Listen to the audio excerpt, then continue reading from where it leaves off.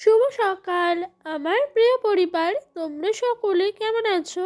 আশা করছি যে যেখান থেকেই আমার ব্লগটি দেখছো সকলে ভালো আছো। তোমাদের আশীর্বাদ ও ভালোবাসার সাথে নিয়ে আজকের ব্লগটি শুরু করেছি। আজকে হলো বুধবার, এখন বাজে ঘড়ির কাঁটায় ঠিক সকাল 6:30। আজকে ঘুমের থেকে উঠেছি ওই তোমার 6টার সময়। সকাল সকাল উঠে ওদিক দিয়ে সকালকার বাসি কাজ আর্ধেক শেষ করে ফেলেছি এই 6:30টার মধ্যে। প্রত্যেক দিনই আমি আগের দিন থেকে উনানটা লেপে পোছে রাখি রান্নার পর। তবে কালকে আর লেপা হয়নি, কারণ কালকে একটু বাড়তি কাজ করছিলাম সেই কারণে। তো লেপা হয়নি বলে আর কি করব, রেখে দিয়েছিলাম ওইভাবে। তাই আজকে সকালে দুয়ার ঘরে জল দিয়ে ভাবলাম উনানটা ভালো করে লেপে নিই। ওদিক দিয়ে উনানটা আমার লেপা পোছা হলো, আর এই দিক দিয়ে চলে এসেছি উঠানটা ঝাঁট দিতে। উঠান বলতে এটা রাস্তা আমাদের বাড়ির, তো এই রাস্তাটুকু ঝাঁট দিয়ে দিচ্ছি। আর আজকে জানো তো অন্যান্য দিনের তুলনায় কুয়াশাটা একটু বেশি ছিল, তাই সকালবেলা উঠে না একটু বেশি বেশি করে শীত লাগছিল। তবে জানো তো সংসারের মোটামুটি কাজকর্ম হতে না হতে এই যে ঝাঁটটা দিতে আসি যখন, অনেকটাই পরিশ্রম হয়। তখন কিন্তু উঠানটা ঝাঁট দেওয়ার পর গাটা বেশ গরম গরম ফিল হয়। যাই হোক, ওই দিক দিয়ে আমার কিন্তু উঠানটা ঝাঁট দেওয়া হলো। আর এই দেখো কালকেকার রাতের বাসি বাসনপত্রগুলো মেজে এখন ঘরের দিকেই রেখে দিচ্ছি। আর জানো তো প্রত্যেক দিন এই বাসি বাসন মাজার পরে এই যে হাঁড়ি কড়াইয়ে সার্ফ ছাই লেপা দিয়ে রাখি, এতে করে রান্নার পরে এই যে বাসনগুলো মাজতে অনেকটাই সুবিধে হয়। আর আজকে অনেকটাই সকালে ঘুমের থেকে উঠেছি, এই কারণে কাজগুলোও কিন্তু অনেকটাই সকাল সকাল হয়ে গেছে। তবে জানো তো সংসারের কাজগুলো যদি ভোরবেলা থেকে শুরু করা হয় না, দেখবে বেশ সময়ের মধ্যে কি সুন্দর গুছিয়ে হয়ে যায়। তাহলে দেখবে অন্তত অন্যান্য কাজগুলোও করা যায়। অন্যান্য কাজ বলতে কালকে রাতে ঘুমানোর আগে ভেবেছিলাম আজকে পুরো বাড়িটা পরিষ্কার করব, মানে ঝাড়াঝাড়ি করব আর কি। আর আমাদের এখানে যেন প্রত্যেকেই সরস্বতী পুজো দুর্গা পুজোর আগে বাড়ি ঘর দুয়ার একটু ঝাড়া পোছা করে। তবে জানো তো আর হাতে সময় নয়, মানে আজকে বুধবার, বৃহস্পতিবারের রাত পোহালেই কিন্তু শুক্রবারের সকালেই পুজো। তবে বৃহস্পতিবার আমাদের বাঙালি মতে আমরা লক্ষ্মীবার মানি, তবে জানো তো সেই কারণে বলে যে ঘর দোয়া ঝাড়াঝুড়ো করতে নেই, তাই আর কি বৃহস্পতিবার হবে না, আর শুক্রবারে তো পুজো। সেই কারণে আজ বুধবারে আমি পুরো বাড়িটা ছেড়ে নিয়েছি। তবে আমাদের এখানে অনেকেই এই বুধবারেই ঝাড়াঝুড়ি করেছে। কেন জানো তো, আগে থেকে ঝাড়া মোছা করলে দেখবে আবার সে ঝুল জমে যায় পুজো হতে নিতে। তাই সকলেই দেখলাম অনেকে, মানে বেশিরভাগ মানুষই বুধবারে ঘর দোয়া ছেড়েছে।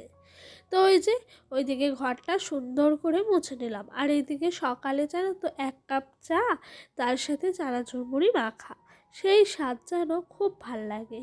যাই হোক, ওই দিক দিয়ে চা মুড়ি খেলাম, চায়ের বাসনগুলো মাজলাম। আর এই দেখো কালকে সেই কৌটো কাউটাগুলোকে ধুয়ে রেখেছিলাম, সেই কৌটো কাউটাগুলোকে একটু রোদে আজকে দিয়েছি গরম করতে। কালকে জল ঝরতে রেখেছিলাম, জল ঝরে গেছিলো, তবে আজকে রোদে দিলে পুরোপুরি শুকিয়ে যাবে। আর ভাবছি দুপুরে রান্নার আগে এর মধ্যে মশলাগুলো ভরে রাখবো।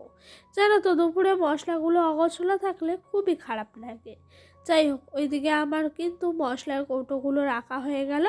আর এই যে কালকে সর্ষে শাক করেছিলাম না ভাজা, ওই শাকটা যেন আমার শ্বশুরমশাই আর শাশুড়িমা পুরোটা শেষ অবধি খেতে পারেননি। তাই শাশুড়িমা আজকে সকালবেলায় বলছে এই শাকটা একটু বাটা করে নাও, তাহলে ভালো হবে।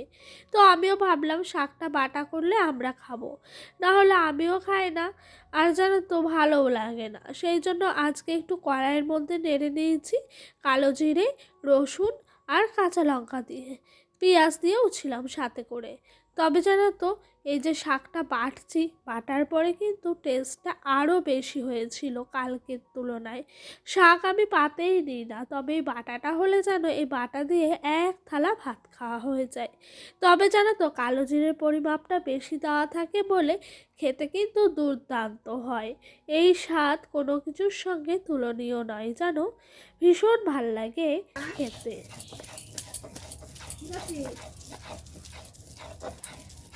শাকটা ৩-৪ বার করে বাটা দিয়েছি, এতে করে জানো তো শাকটা একদম মিহি করে হয়েছিল।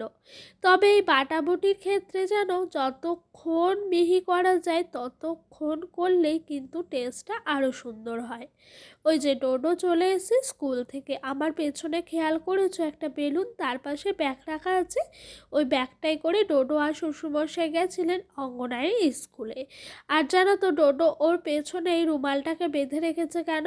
ও না ফোনে ভীষণ স্পাইডারম্যানের কার্টুন দেখে, তো স্পাইডারম্যানরা দেখবে লাল লাল কাপড়গুলো এরকম করে ঠিক বেঁধে রাখা, আর ও সেইগুলোকেই কপি করছে। তাই আমার এই রুমাল টুপিটাকে হঠাৎ বায়না যে মা বেঁধে দাও এরকম করে, তো ওকে বেঁধে দিয়েছিলাম। তবে খোলার সময় শুনতে পাই যে এটা স্পাইডারম্যানের স্টাইল, খোলা যাবে না। তো অনেকক্ষণ ধরে ও ক্যারি করেছে, তবে ওকে ভাত খাওয়ানোর আগে খুলে দিয়েছিলাম, এটা হয়ে যাবে বলে। আর ওই দিক দিয়ে শ্বশুরমশাইও খেতে বসে পড়েছেন, ওনাকে তরকারি দিয়ে দিলাম। তো স্কুল থেকে আজকে গোটা ডিম দিয়েছে, তার জন্য গোটা ডিমটা রেখে দিয়েছি। এই দেখো খুলে দেওয়া হলো ওকে বুঝিয়ে বাজিয়ে। যাই হোক, খোলানো তো হলো। এরই মধ্যে সকলেরই সকালের খাওয়া দাওয়া হয়ে গেছে। তো সকলের সকালের খাওয়া দাওয়া হওয়ার পর বাসনপত্র মেজে নিয়েছি। আর এইদিকে খেয়াল করেছো ভাত বসিয়ে দিয়েছি, উনুনটা বেশ জ্বলে উঠেছে। আর এই দিক দিয়ে আমি কিন্তু থোড় ঘন্ট করব ডাল দিয়ে, মানে মসুর ডাল দিয়ে। সেই জন্য থোড়টাকে ভালো করে কেটে নিচ্ছি। আর এরকমভাবে থোড় ডাল দিয়ে খেতে আমি ভীষণ পছন্দ করি জানো, মসুর ডাল দিয়ে। আর এই থোড়টা কুচি কুচি কুচি কুচি করে কেটে নিয়েছি, ভীষণ ভালো হয়েছিল খেতে। তো এই যে ভালো করে সুতোটাকে হাত থেকে ঘষিয়ে নিচ্ছি, যাতে করে খাওয়ার সময় কোনো সুতো বা আঁশ থাকে না। তবে আমি এটাকে সুতোই বলি, তোমরা কি বলো অবশ্যই আমাকে জানিও তো। আর কালকে শ্বশুরমশাই এই থোড়গুলো নিয়ে এসছেন, থোড়গুলো একদম টাটকা ছিল জানো, ভীষণ সুন্দর গলে গেছে আর খেতেও যেন অতুলনীয় হয়েছে। ওই দেখো ভাতের হাঁড়িতে ভাত টকবকিয়ে ফুটছে। রান্না হতে হতে একবার মাঠের দিকে এসেছিলাম, তবে এই সুন্দর দৃশ্যটা চোখে পড়াই তোমাদেরকেও দেখিয়ে দিলাম এক ঝলক। এই যে এই কাকা গাছের মধ্যে স্প্রে করছেন, এটা হলো আলুর জমি আমাদের বাড়ির পাশেই, তোমরা তো সকলেই জানো। তো উনি দেখি প্রায় সময় মানে মাসে অন্তত 2বার করে এরকম স্প্রে করে। এই স্প্রের মধ্যে যে কি দিয়েছে জানি না, তবে উনি অনেকটা দূরে ছিল, কাছে থাকলে একবার জিজ্ঞাসা করতাম যে আপনার এই স্প্রেটা দিচ্ছেন এর মধ্যে কি আছে। আর দেখো এত সুন্দর লাগছে গ্রামের প্রকৃতি, কি বলবো। ওইদিকে ঘন সর্ষে ক্ষেত, এদিকে ঘন আলুর জমি, উফ এই দৃশ্য ধরে রাখা।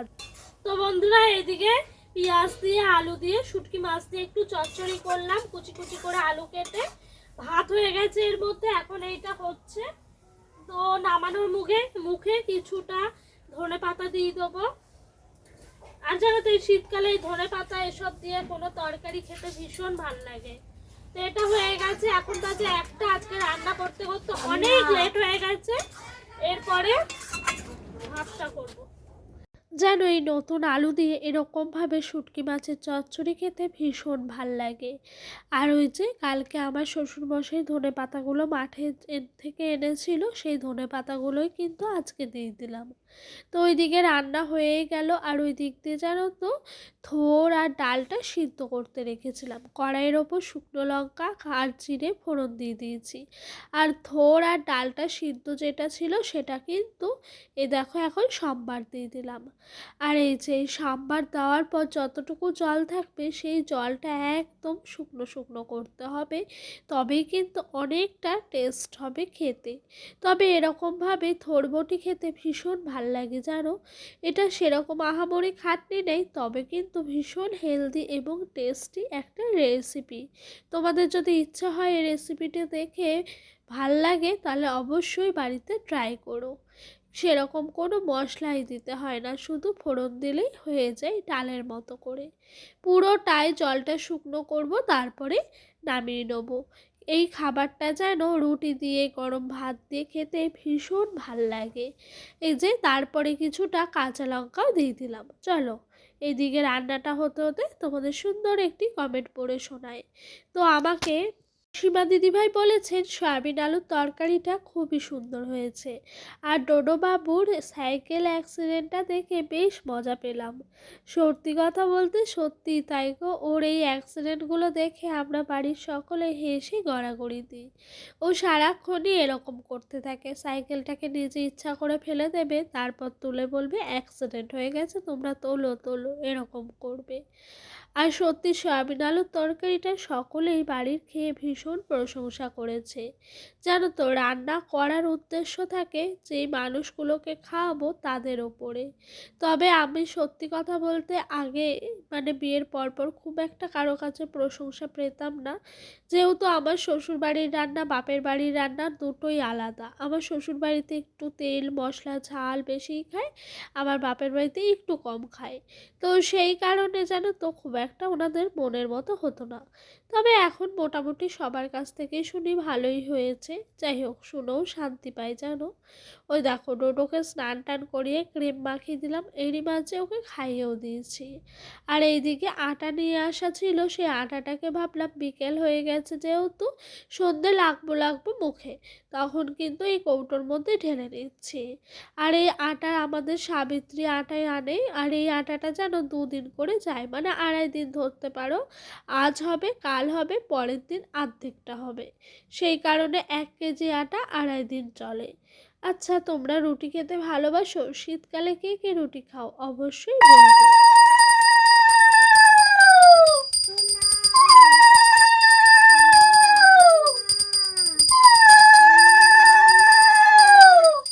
এরই মাঝে আটাটা মেখে একটু রেখে দিয়েছিলাম, আটাটা ঠিকঠাকভাবে অ্যাবসর্ব হয়ে গেল। তারপরে কিন্তু সন্ধ্যাবাতিটা দেখিয়ে নিয়েছি আর ডোডোকেও বই পড়িয়ে নিয়েছি, তারপরে এদিকে রুটি করতে চলে এসেছি।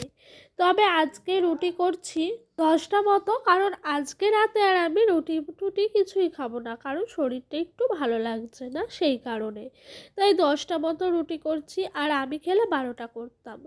তো ডোডোকে একটা খাওয়াবো আর থাকবে 9টা, এতে করে বাড়ির সকলেরই হয়ে যাবে। আর এই রুটিটা খেতে বাড়ির সকলে এই শীতকালে ভীষণ পছন্দ করে। ডোডোকে 2-3 সুজি খাইয়েছিলাম, তবে ও সুজিটা অতটাও পছন্দ করছিল না দেখলাম। তাই জানো তো, যত কষ্টই হোক ওর জন্য অন্তত রুটি করি, ওর জন্য করলে তো হবে না, বাড়ির সকলের জন্যই করি আর কি রাতের বেলা। তো এইদিকে একদিকে আমি বেলছি আর একদিকে রুটিটা কিন্তু তাওয়ার মধ্যে দিচ্ছি, তারপরে আরেক দিকে সেঁকে নিচ্ছি। একা হাতে সমস্ত রুটিটা একা একা করেছি।